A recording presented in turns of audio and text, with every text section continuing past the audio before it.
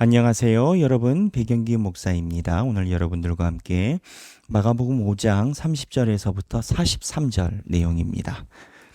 마가복음 5장 30절에서부터 43절입니다. 자, 마가복음 5장 30절 보겠습니다. 예수께서 그 능력이 자기에서 나간 줄을 곧 스스로 아시고, 자, 무슨 사건 다음입니까? 혈루증 여인이죠. 어저께 우리 혈루증 여인 봤죠? 예수님이 지나가시는데 소문만 듣고 와가지고 예수님이 옷자락을 만진 여자. 그래서 예수께서 그 능력이 자기에서 나간 줄을 스스로 아시고 무리 이야기를 했죠. 무리 가운데서 돌이켜 말씀하시되 누가 내 옷에 손을 대었느냐? 제자들이 여짜오되 무리가 에워싸 미는 것을 보시며 누가 내게 손을 대었느냐 물으시나이까. 네. 예수께서 이 일 행한 여자를 보려고 둘러보시니 여자가 자기에게 이루어진 일을 알고 두려워하여 떨며 와서 그 앞에 엎드려 모든 사실을 여쭈니 예수께서 이르시되 딸아 내 믿음이 너를 구원하였으니 평안히 가라. 내 병에서 놓여 건강할 지어다. 아직 예수께서 말씀하실 때에 회당장의 집에서 사람들이 와서 회당장에게 이르되 당신의 딸이 죽었나이다. 어찌하여 선생을 더 괴롭게 하나이까? 예수께서 그 하는 말을 곁에서 들으시고 회당장에게 이르시되 두려워하지 말고 믿기만 하라 하시고 베드로와 야고보의 형제 요한 외에 아무도 따라옴을 허락하지 아니하시고 회당장의 집에 함께 가사 떠드는 것과 사람들이 울며 심히 통곡함을 보시고 들어가서 그들에게 이르시되 너희가 어찌하여 떠들며 우느냐 이 아이가 죽은 것이 아니라 잔다 하니 그들이 비웃더라. 예수께서 그들을 다 내보내신 후에 아이의 부모와 또 자기와 함께 한 자들을 데리시고 아이 있는 곳에 들어가사 그 아이의 손을 잡고 이르시되 달리다굼 하시니 번역하면 곧 내가 내게 말하노니 소녀야 일어나라 하심이라. 소녀가 곧 일어나서 걸으니 나이가 12살이라.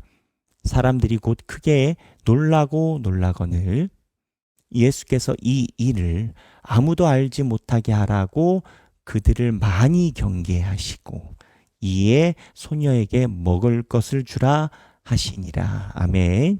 이 말씀은 살아계신 하나님의 말씀입니다. 자, 오늘 30절에서부터 하나하나 살펴보도록 하겠습니다. 첫 번째는 어저께 우리가 말미에 나눴던 내용 한 번 더 우리가 살펴보려고 합니다. 예수 그리스도께 옷을 손을 댄 자가 많았습니다. 그런데 예수님은 분명히 한 사람만 지적하셨어요. 그 이유는 뭐냐? 믿음에 관련된 문제였죠. 오늘 본문에 보면 이제 우리가 주목해야 되는 부분이 있습니다. 두려움입니다. 두려움. 자, 이 두려움이라는 파트를 한번 봐야 됩니다. 왜냐? 신앙의 반대말은 두려움이다라는 성서의 내용이 있기 때문입니다. 자, 여기 보면 회당장에게 이르시되 두려워하지 말고 라고 표현하십니다. 회당장이 무엇을 두려워했을까요? 회당장이 무엇을 두려워했을까요? 그 앞에 있는 당신의 딸이 죽었나이다. 딸이 죽었어요. 그랬죠? 딸이 죽었는데 슬픔이 아니라 왜 두려움이라고 표현했을까요? 딸이 죽으면 슬퍼야지. 왜 두려움이라고 표현했을까? 이거를 이해를 하려면 앞에 있는 성경에 있는 정서 하나를 더 봐야 됩니다. 이미 지나간 내용인데 제자들이 뭐라고 얘기를 하느냐? 무리가 이제 혈루증 있는 여인이죠. 무리가 에워싸미는 것을 보시면 누가 내게 손을 대었느냐 물으시나이까? 라고 제자들이 얘기를 해요. 제자들의 이 반문이 좀 예의 없다라고 보는 견지가 강합니다. 근데 왜 예의 없다라고 보느냐? 동방예의지국이라서 그렇게 보는 게 아니라 지금 분위기가 이렇다라는 거예요. 내리자마자 회당장이라는 유명한 사람이 와서 예수님께 도움을 구했어요. 무리가 그 사람을 도와주러 가는 예수님과 함께 가는 거야. 근데 그 딸이 위급하다라는 소리를 들은 거지. 근데 혈루증 여인이 옆에서 꼈어요. 무슨 얘기냐? 시간이 지체된다고요.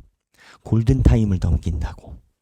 그래서 사람들이 많이 애워싸고 미는 것을 물어보신 예수님에게 제자들의 본심은, 아니 방금 회당장이 딸이 위급하다라고 얘기를 했는데 하루라도 빨리 가야 될 거 아닙니까? 라는 그 마음이 있었어요. 왜? 조금 늦어서 죽어버리면, 조금 늦어서 죽으면 죽음에서 끝나지 않아요. 늦게 간 예수님 탓이에요. 그래서 늦게 간 예수님 탓이 되면 어떻게 되냐면 예수님에 대한 기대가 바뀌어서 실망으로, 그래서 실망은 대적으로 나타나요. 적대로 나타나요. 뭐 예를 들어 그냥 우리 얘기를 하면 내가 목사님께 실망했다라고 얘기를 해요.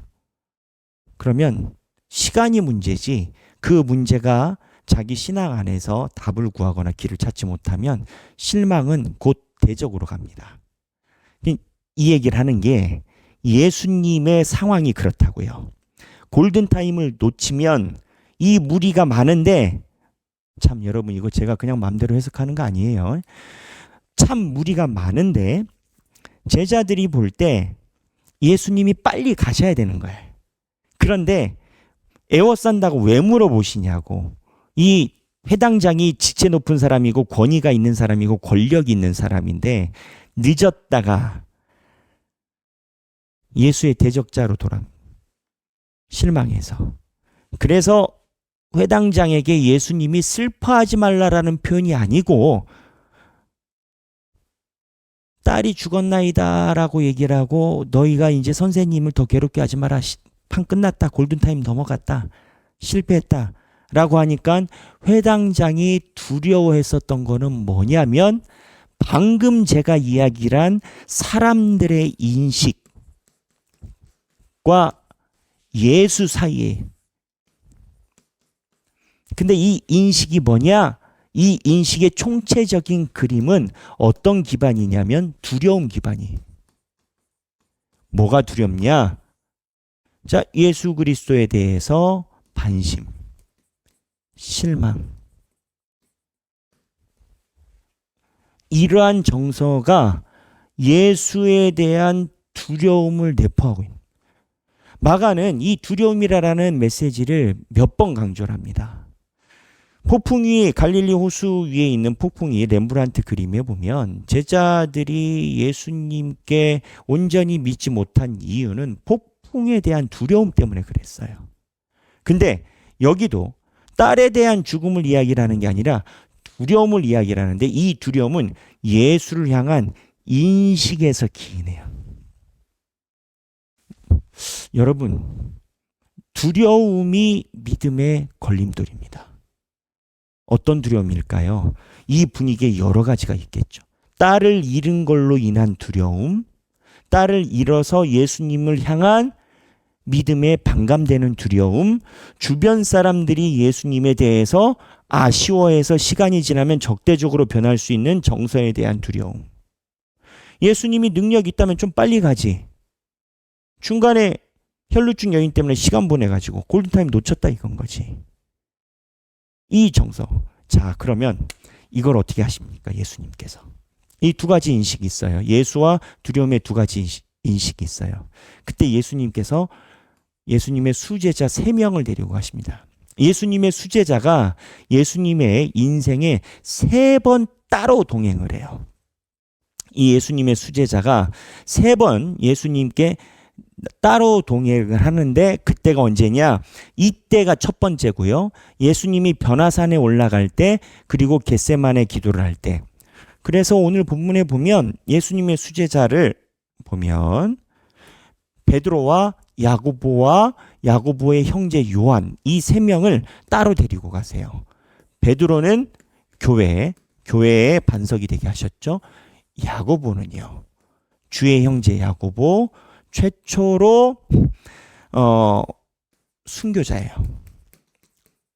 야고보가 나중에 순교자고 그 다음에 야고보의 형제 요한은 누구예요? 이 요한은 나중에 요한계시록을 쓴 사랑하는 제자예요. 가장 오래 살았어요. 왜? 초대교회를 지키기 위해서. 예수님께서 이 세 명을 선정을 하세요. 그래서 선정을 해서 예수님께서 데려가십니다. 이 데려가시면서 그 다음 사건이 일어난 게 뭐냐? 그 부모도 같이 데려가죠. 부모니까. 그래서 보면 베드로, 야고보 형제 요한 외에 아무도 따라옴을 허락하지 아니하시고 회당장의 집에 함께 가사 떠드는 것과 사람들이 울며 심히 통곡함을 보시고 사람들이 심히 통곡해요. 이 통곡이 군중심리입니다. 이 통곡이 예수가 늦음으로 인해서 죽었다로 변하는 건 시간 문제예요. 그래서 이렇게 성서를 보는 신학자들의 견지에서는 이 질문의 답을 이렇게 해요. 생각해 보세요, 여러분. 예수님이요, 중요할 때 공생의 기간에 왜 3명만 데리고 갔냐고요. 편애의 예수님이냐고요. 그런데 그렇게 보지 않습니다. 예수님의 제자 이 3명이 이러한 두려움의 정서에 물들지 않고 전염되지 않고 죽게 믿음을 둔 자로 봅니다. 그래서 이 3명을 데리고 간 건 주 앞에 온전하게 신앙을 가지고 이러한 정서에서 흔들리지 않고 책임을 지을 수 있는 자, 책임을 위해서 예수께서 3명을 언제나 데리고 다녔다라고 봐요. 그냥 쉽게 얘기하면 이런 건 거예요. 안 흔들리는 거예요. 그리고 역으로 이러한 정서가 있어도 이 3명이 거꾸로 이겨내는 거예요. 그래서 변화산 올라갈 때도 겟세마네 동산에 올라갈 때도 이 셋을 데리고 갔다. 이 본문에서는 더욱더 그게 적절하다. 왜? 두려움이 엄습해 있는 현상이니까. 두려움만 있습니까? 정서가 어때요? 사람들이 울며 통곡을 하고 있어요. 그 큰 무리가 슬픔이라는 게 모든 걸 감싸고 있어요. 예수님의 제자들 중에도 그런 생각 가진 자가 없었을까요? 좀 빨리 오지. 중간에 옷 만졌다고 혈루증 기적 일어난 거 알죠? 그럼 이런 생각도 하겠지. 혈루증은 당장 죽는 병은 아니잖아. 애가 죽었잖아. 좀 빨리 오시지. 두려움과 실망감이 엄습할 때 예수님께서 3명을 데리고 얘네 셋은 다른 생각이 아니라 똑같은 이 셋을 데리고 책임지고 이것을 보여주기 위해서 들어가서 뭘 하셨냐? 죽은 게 아니라 잔다 하고 죽은 아이를 살려버리십니다. 그리고 거꾸로 예수께서 이거를 물리치시는 거예요. 이 본문이 이래요. 본문이. 그래서 지금 이 달리다굼 사건에 있는 내용은 간단히 죽은 자가 살아났다가 아닙니다. 그 주변에 예수님을 중심으로 한 회중들과 그리고 아직 3명만큼이 되지 않은 제자들을 향한 예수님의 기적을 보여야 되는 상황인 건 거예요. 그래서 왜 3명의 제자만 데리고 갔냐? 편애인가 책임인가? 책임을 지울 수 있는 자들이기 때문에 데려가신 거예요. 예수님 편에 서서 책임을 지을 수 있는 자이기 때문에 데려간 거예요. 그렇대요. 성서학자들의 해석이. 그래서 우리가 여기에서 생각해 볼 필요가 있어요. 뭐냐? 나는 교회에서 소란스러운 구경꾼인가? 아니면 예수님에 대해서 어떠한 상황에서도 전하는 증인인가? 예수 그리스도를 중심으로 모인 공동체를 교회라고 합니다. 지금 예수님이 야이로의 집에 데리고 간 이 무리는 교회인 거예요. 예수님이 계시잖아요. 제자들이 있고 사제들이 있고 교회잖아요. 근데 언제나 교회도 그래서 바울이 초대교회에 일어난 모든 문제를 대응하기 위해 썼던 바울의 서신서 13권이 다 이런 소란스러운 상황을 배경으로 편지가 간 거예요. 왜? 제가 매번 얘기를 하잖아요. 마지막 예수 그리스도의 재림 때까지 마귀도 지할 일을 하니까. 교회에서 소란스러운 구경꾼이 될 것인가? 아니면 예수님께 책임을 지을 만한, 예수님 입장에 믿어진다는 거죠. 책임을 지을 만한 3명의 제자가 될 것인가? 나는 누구인가? 두 번째, 나는 선택받은 제자인가? 남겨진 제자인가? 이제 선택받은 제자가 있고 남겨진 제자가 있죠. 그때 나의 마음가짐은 어떠해야 할까? 분명히 3명만 예수님이 데려갔어요. 나머지 9명이 그걸 볼 때 기분이 어땠을까요? 아, 예수님이 그래 학연지연 혈연이라더니 베드로는 그렇다 치고 예수님 동생 야고보 데리고 가시네? 그래 뭐 이거 뭐 우리 예수님이 새롭긴 하지만 뭐 우린 뭐야? 닭 줬던 개야? 토사구팽이야? 우린 버려? 혈연지연한데? 이러면 나가리 됐으네. 나머지 제자들에 대한 그런 기록은 없어요. 물론 나중에 실수하긴 하지만 무슨 얘기냐? 자기의 믿음의 분량에 따라서 주께서 짊어지게 하시는 그 책임의 범위에 대해서 비교 시기 질투가 없는. 남겨진 자는 남겨진 믿음의 분량대로, 부름받은 3명은 3명대로 살아간. 근데 이거를 잊어버리잖아요. 남겨진 것도 가야 할 길이 뭔데 빠꾸와 뒷빠꾸에. 모든 교회 교인들이 다 3명이 되지는 못하죠. 모든 목사가 다 하나님께 쓰임받는 3명이 되진 못하죠. 하지만 하나님께서 남에게 주신 사랑과 책무를 비교하여 시기질투하지 않아요. 그거는 그나마 우리에게 주신 작은 믿음을 잃어버리는 지름길이에요. 뭐 누군 유명하게 뭐 대한 조영기 목사님, 그 다음에 뭐 유명한 목사님처럼 이렇게 사용하시는 목사님이 있고, 백영기 목사는 아주 미미하고, 그 비교하면 내가 너무 그렇고. 아니에요. 그렇게 목회를 비교하는 순간 마귀가 틈타요. 근데 교인들도 마찬가지예요.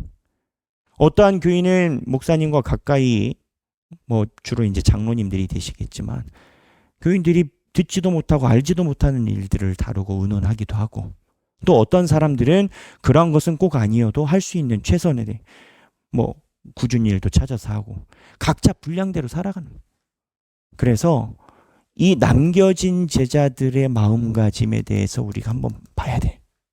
그래서 오늘 본문이 그렇게 간단하지 않습니다. 그래서 오늘 여러분들이 마가복음 5장 30절에서부터 43절을 읽어보시고 행복한 성경 읽기 되시기를 바랍니다. 그리고 목장 안에서 나누시고요. 또 뵙도록 하겠습니다. 감사합니다.